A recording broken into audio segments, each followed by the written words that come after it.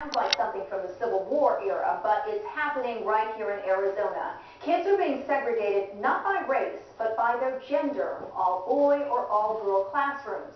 Tonight, CBS 5's Tammy Leitner takes an in-depth look at same-sex classrooms. Tammy? Catherine, it's no secret that boys and girls learn very differently. Boys are more hands-on, while girls tend to learn better in small groups. And that creates an interesting debate about whether segregating the sexes will help everyone learn more. Anna, help me. What can I do now? At first glance, this looks like any other classroom. I'm going to substitute A for X. But take another look. There are no boys. It's not as loud sometimes, and it doesn't smell as bad. And in this class, You know how Miss Vogue has to teach you guys a reading code strategy? no girls. Do you ever miss not having the girls in your classrooms? Sometimes. Hundreds of single-gender classrooms, just like these at Anderson Junior High in Chandler, are popping up at public schools throughout the country. Advocates say there's less flirting, which means fewer disruptions. These classes also boost test scores and self-esteem. We're seeing a better, more involved, more in-depth conversation and dialogue in the single-gender classes. Students here at Anderson have not scored any higher on the state Ames test. But district testing, that's another story. 7th grade boys scored 10% higher in language arts. And the girls, 10% higher in math.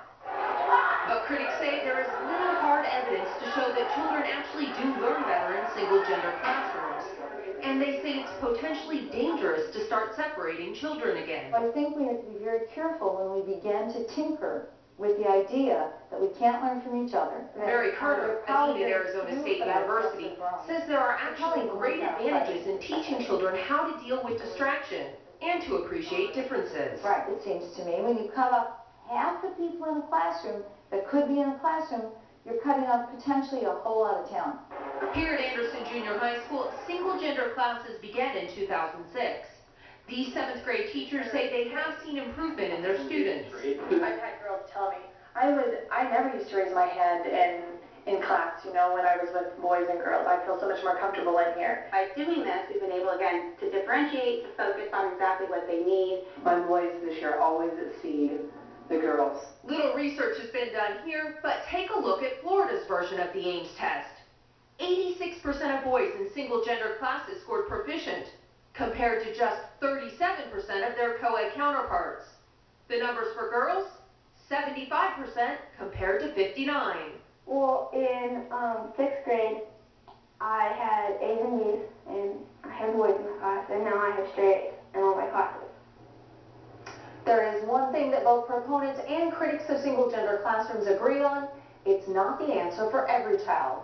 There also are other variables that will help determine a child's success. For example, the competency of a teacher and the involvement of the parents.